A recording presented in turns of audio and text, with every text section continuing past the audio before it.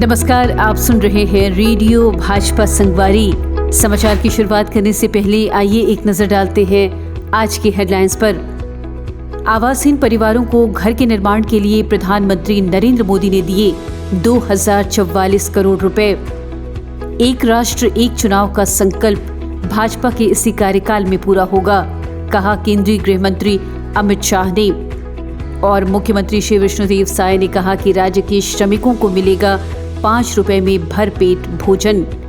अब समाचार विस्तार से। 17 सितंबर को अपने जन्म दिवस के अवसर पर प्रधानमंत्री श्री नरेंद्र मोदी ने देश के 14 राज्यों के साथ ही छत्तीसगढ़ के आवासहीन परिवारों को शानदार तोहफा दिया।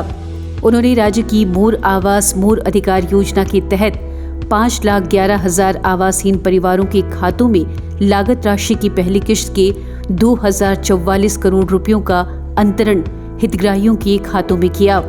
उन्होंने प्रधानमंत्री आवास योजना के तहत 14 राज्यों के 10 लाख हितग्राहियों के खातों में भी सहायता राशि की पहली किश्त डाली। प्रधानमंत्री इस कार्यक्रम में वर्चुअली शामिल हुए थे।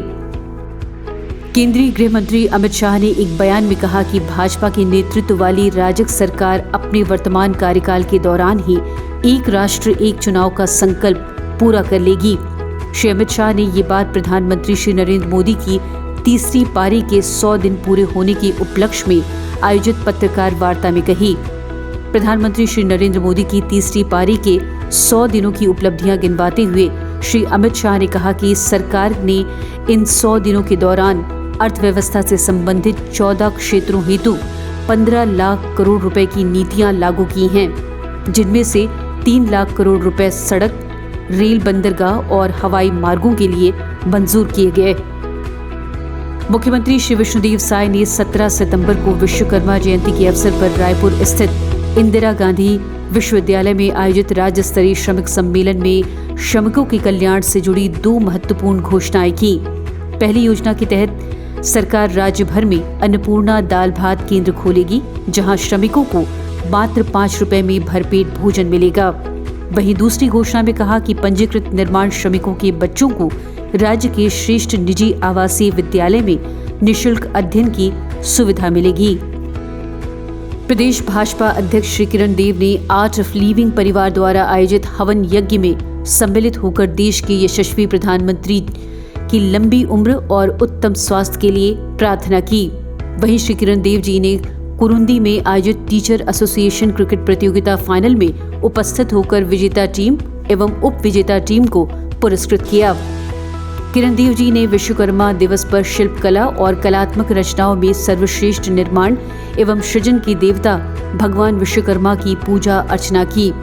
उधर आपने जगदलपुर के मां दंतेश्वरी एयरपोर्ट पर केंद्रीय इस्पात मंत्री से भी भेंट की और उनका अभिवादन किया।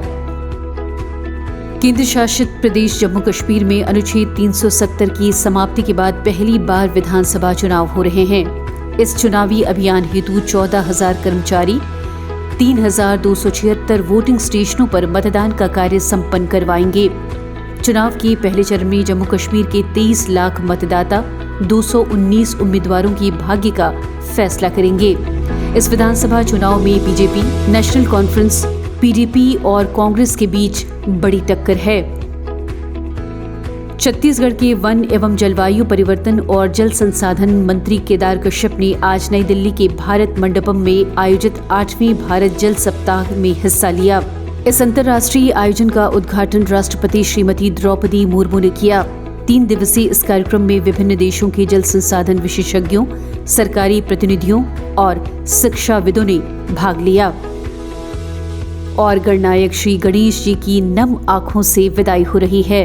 अब तक रायपुर में लगभग 2,500 छोटी बड़ी प्रतिमाओं का विसर्जन किया गया और गणेश प्रतिमाओं के विसर्जन का सिलसिला लगातार जारी है, जिसके लिए ट्रैफिक का रूट भी निर्धारित कर दिया गया है।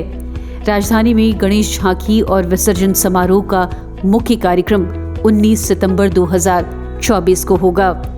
इसके साथ ही समाचार बुलेटिन समाप्त होता है। कल की ताज़ा अपडेट के साथ फिर मुलाकात होगी। तब तक के लिए जय छत्तीसगढ़, जय भारत। रेडियो भाजपा संगवारी को नियमित रूप से सुनने के लिए YouTube चैनल भाजपा संगवारी को सब्सक्राइब, लाइक और शेयर जरूर करें।